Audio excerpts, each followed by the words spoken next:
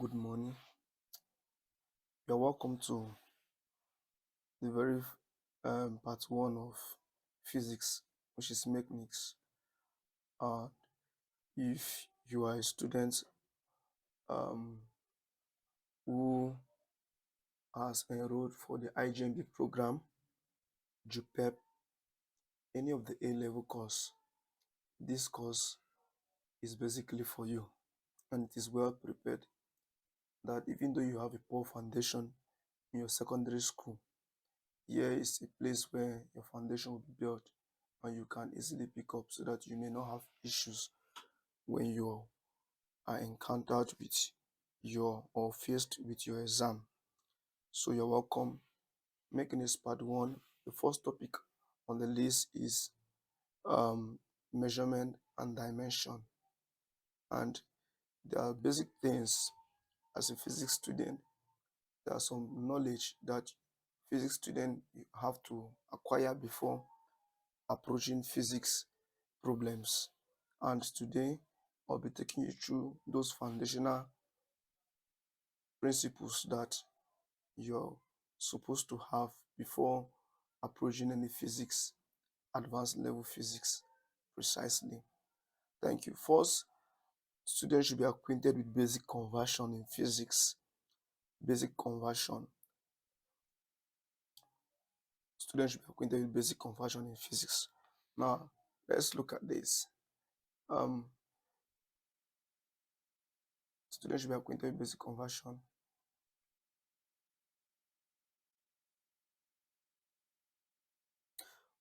What you should know, the centimeter is written as 10 minus 2 or 0.01. Millimeter is 10 raised to the minus 3 or 0.001. Micrometer, which can be denoted as this, is written as 10 raised to the minus 6. Nanometer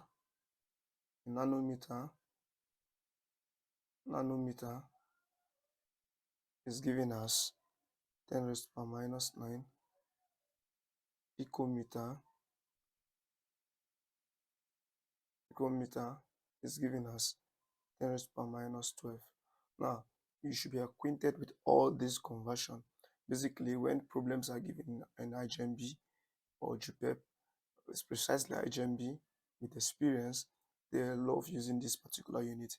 So students should be used to it. So if you are giving, example, you are given 2 centimeter, and this is invariably 2 times 10 raised to the minus 2, or you can still write it as 0.02. This is what it means. So if you are given millimeter, 3 millimeter, this is the same thing as 3 times 10 raised to the power minus 3 meter. This conversion, you are moving it from millimeter to meter. Now, in solving physics problems, you have to first look at the units and make sure you move the unit from all these to meter. Meter is the standard, the fundamental unit that we normally use in solving problems. Second thing again that students have to be acquainted with is understanding basics rules that has to do with physics calculation, and that it should be rules of indices. Students should also understand indices, subject of formulas, change of subject of formulas, logarithms, word problems, and calculus. The first one I'll be taking you through now, it is the indices, and these are the formulas of indices. I'll be going through and several examples. And these are the 7 basic rules. If you are enrolled with your SSC and in the SS1 class, you were taught these 7 rules of indices. It's very highly effective when solving dimension problems in A-level physics, and I'll be taking you through the foundational understanding that you need to have. Now look at rule 1. Now this simply means rule 1 simply is trying to tell you that if you have something like this, this for rule 1, 2 raised to the power 3 um, times 2 raised to the power 4, you're going to get 2 raised to the power 3 plus 4, which is the same thing as 2 raised to the power 7. Now, when you're looking at root 2, what root 2 is trying to imply is what root 2 means here is that if you're having, okay, before we look at root 2, let's finalize that of root 1. Now, look at this root 1 very well. If it is in terms of physics, you may be given something like this: t is equals to m raised to the power x in dimension, l raised to the power y, l raised to the power minus z, and t minus z. Now, the first thing you have to look is that when you look at this root 1, x and x, they are the same. So you discover that they are the same, just the powers that varies. The powers are different, but what carries the power are the same. Now you look at here, look at these are different powers that varies, although some are the same, like the L and the Z is having the same power. Now if you look at which one of them is common here, the ones that carries the power, you observe that L and L are common. So in solving this problem, when you are given dimension problem, is you simply simplify it by saying m raised to power x times. Now, another thing you have to take note, a number like this, if you have something like this, 3m, this is the same thing as there is a multiplication sign standing in between. Once there is no sign given in between two numbers, what is standing at the middle or in between them is a multiplication sign. So we now have m raised to power x, l raised to power y. Since we have L and L, which is L times L, L times L, because it's the same thing like this. What is standing between them is a multiplication sign. It's going to be from the rule, we're going to add the power. It's going to be y plus bracket minus z. Now there is something you have to know. We have rules of signs. And let me continue with the rules of signs. Let me put it at the right corner of the screen. Now we have the rules written down. Now you observe that between then, from what we're doing here, we now have t is to power minus z. Now you look at plus times this minus, because this is a bracket, because we had to add it, y plus minus z. Observe it's a minus z we have. So plus times minus, from here, plus times minus is a minus. So we'll just have t is equals to m raised to power x times l raised to power y plus times minus z. Plus times minus is minus. So it's going to be minus z. Okay, t raised to power minus z. You observe we've added this. That is the important part this rule number 1 plays. Now, for rule number 2, let's take an example for rule number 2.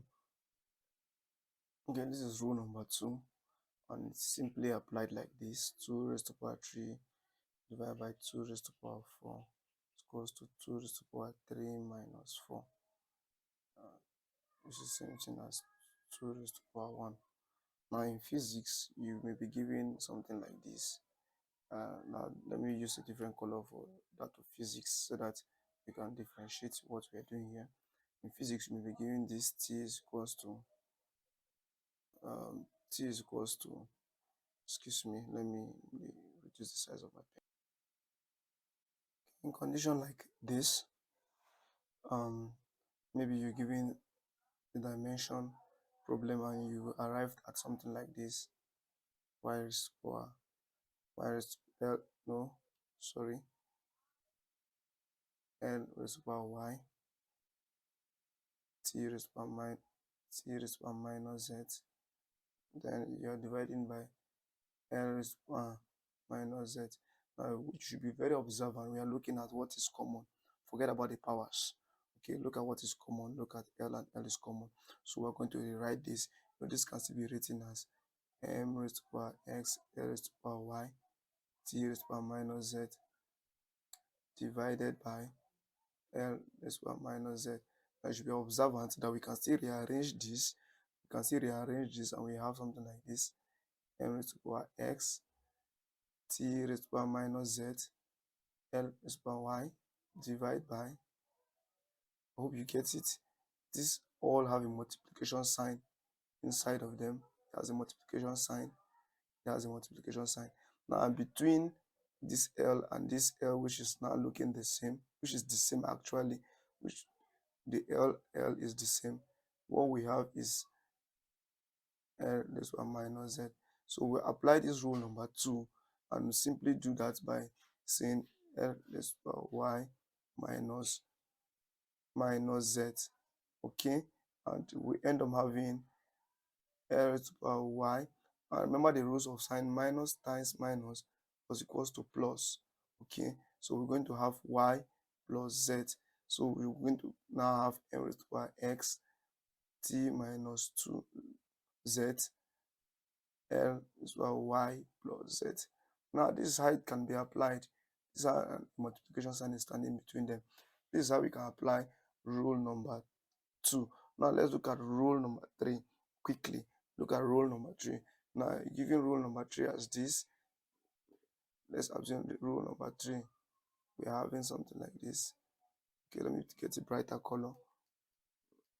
Rule number 3. Okay, this is rule number 3. X raised to power 0 is equal to 1. Now when x is raised when x is raised to power 0, it's equal to 1. When x is not, remember we say when x is not equal to 0. So we have the case like when you have 2 raised to power 0 is equal to 1. What I'm trying to say, any number, any alphabet raised to power 0 is 1. So now, for example, you may give a physics condition, you may have t is equals to m. Don't worry, what I may be doing now may not make sense to you, may not really make sense to you for now, but just have to follow me carefully. L and maybe you were given L again now, and the powers were 0, Y and minus Z. You should know that automatically this become T is equals to 1, okay, times L times L, and the powers, we know that the powers is Y and minus Z. You can be smart enough to even apply the rule number 1, since the multiplication sign, we have T is equals to 1. 1 times any number is 1. So there's no need of repeating the 1. So we're just going to move it.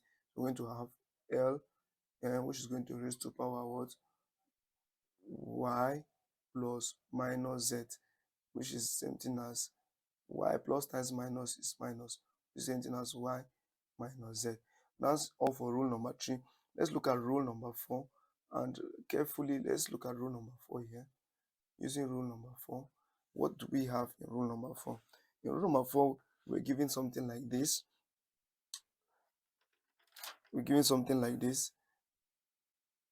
X raised to power a b. So an example case study, we may have something like the 2 raised to power 2 brackets. Maybe let's say we have a y here. It's going to be 2 raised to power 2 times y. It's going to be 2 raised to power 2y. That is what it really simplifies. You are not supposed to multiply with by everything. You multiply by the power inside the bracket. So for example, you'll be given 10 millimeter square. When you're given 10 millimeter square, what it simply means is it's going to be 10 raised to power minus 3 square. Okay, and we are only multiplying the powers. This power multiplied by this power inside the bracket, which is going to be 10 raised to power minus 3 times 2, which is 10 raised to power minus 6. You should put that in the back of your mind. Now let's look at rule number 5. Rule number 5. How will rule number 5 end up to be? What are the principles behind rule number 5? Now, rule number 5 was given as X. Oh, this is very important. This student, you should always put this at the back of your mind, because it's very important and it's really going to help you out. In short, all the rules are applicable when it comes to measurement and dimension. And the funny thing about the measurement and dimension is that in every year, the questions are always released. Measurement and dimension is what you can never escape. and it's somehow the most simplest that, and it's not just going to help you in measurement and dimension. When you begin to go through uh, difficult topics, you discover that with this foundation it will be looking easier for you. So example, you have 5 raised to power minus 1, the same thing as 1 all over 5 raised to power 1. Okay, let's say we have 5 raised to power minus 2, the same thing as 5 over 5 raised to power 2, which is equals, sorry, it's a mistake. It's going to be 1 over, not 5 over. It's going to be 1 over 5 raised to power 2, which is going to be 5. 5 raised to power 2 is 5 times 5, which 5 times 5, which we know is what? 25. So it's going to be 1 over 25. That is rule number 5. Now, when it comes to physics, how do I apply it with physics problem? Let's look at how it's going to look like in physics. Now, let's assume we are given something like this t. I love using dimension because from here we'll be moving to dimension, and we'll be trusting God to help us grab the understanding. And we have L raised to power minus Z. Now, and we have T raised to power minus Z. Now, here's my point of emphasis. I'll avoid this and I'll just do a change here directly. Let me pick a new color. This L minus Z is simply 1 over L raised to power Z. No, I told you it's always multiplication signs are always between them, times 1 all over T raised to power Z. This one will remain M raised to power X, L raised to power Y. Now the multiplication signs are between them. That's a simple way of converting this. This is where rule number 5 come to play. Very, very important. Now let's look at lastly rule. Let's take a different column. Let's take a thick blue. Let's look at rule number 6. Rule number 6 was given as um, AB raised to power x, which is a raised to power x. I told you when a number two, either it could be a numerical number, it could be an alphabet. Between them, it's always a multiplication sign. To a raised to power x times b raised to power x. So examples are if you're given something like this in physics, or let's take a number 5 raised to power 3. Okay, let's say 5b raised to power 3. 5b raised to power 3 raised to power 3 is simply 5 raised to power 3 times b raised to power 3. Now, let's take example of physics problem. Let's take, just follow me downwards since the space up there is occupied. Let's look at, if you're given in physics something like this, t is equal to bracket L raised to power 2b times y raised to power minus 2z. Okay, how do we then bracket close? We have the power. It's simply, sorry, this is countdown is a mistake. Okay, I have to correct it. It's L raised to power b, y raised to power minus z raised to power 2. So from this rule number 6 that we have been discussing now, is going to be just multiplied by the powers. T is equals to L raised to power b times 2 y minus z times 2, which is the same thing as L raised to power um, L raised to power 2b y raised to power minus 2z. That is how to open the bracket, and in between them there's always a multiplication sign. And lastly, before we move directly to measurement and dimension, we'll be rounding up with the foundation. And lastly, let's look at the last rule, which is rule number 7. Okay, this is all about rule number 7. You just open the bracket. So if you're given an example like this, maybe 5 over 2 raised to power x is going to be 5 raised to power x over 2 raised to power x. It means the power is affecting both the numerator and the denominator, the powers. Another outstanding thing again that I did not really introduce at the beginning of this is change of subject or formula. Very important, change of subject or formula. For example, it's just simply like this. Example, let's look at the formula of acceleration. We know that acceleration is change in velocity over time. Okay, acceleration is change in velocity over time. But we know that velocity is what? Distance over time. Okay, let's take this. You see sometimes you see this is an equation 1 and you see this is an equation 2. Okay, we know that this is acceleration change in velocity over time. Velocity is distance change in distance, or displacement change in displacement over time. Now you hear substitute. You say substitute equation substitute equation 2 to 1. This is what we call um this is not even change of subject or formula. This is substitution. Very, very important in physics. If you must really derive equation in physics, you must be acquainted to change the subject or formula and also substituting. Now when you look at this, now when they say substitute equation 2 to 1, it simply means wherever you see velocity in equation 1, what you got here as velocity in equation 2 is what you put there. So what I'm trying to say is that this will now be acceleration is equals to, okay, um okay, I had to put it in another color, and this is what we got. Now call this the equation 2 so that it will be more easier for you to grab, and this is the equation 1. This is the equation 1, and we are saying that substitute 2 into 1. What we mean is that wherever you see, whenever you see velocity in equation 1, we put that what we have in equation 2 to equation 1. Simply we're going to say acceleration. We're going to say acceleration is equals to where we see the velocity. This is velocity now over time.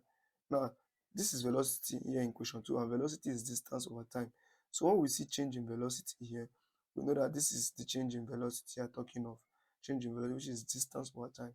Since equation 2 is telling us that change in velocity is distance over time, what we have in equation 1 as change in velocity, we replace it by s over t. And by doing that, we're going to have, instead of having change in velocity as acceleration, we're going to have s over t.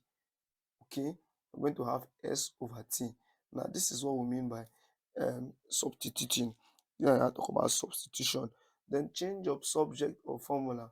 Assuming you are given acceleration as change in velocity over time, and I tell you that what make velocity subject of formula, you simply cross multiply and change in velocity will become acceleration times time. That is it. Thank you very much for this part. Next class we'll be looking at the real thing, and before you go into the next class, which is understanding fundamental quantities, and we are looking at and their SI unit and dimension, I will please advise you to take your time and and go through this over and over and over again, have an insight of it. And also I would like you to like, after watching the video, like, you also comment, and if there is any place you want me to improve, I will improve. And I love to get your comment. I love you to subscribe and also like and comment. If you have any issues, you can drop them on the comment section. Thank you very much, and goodbye.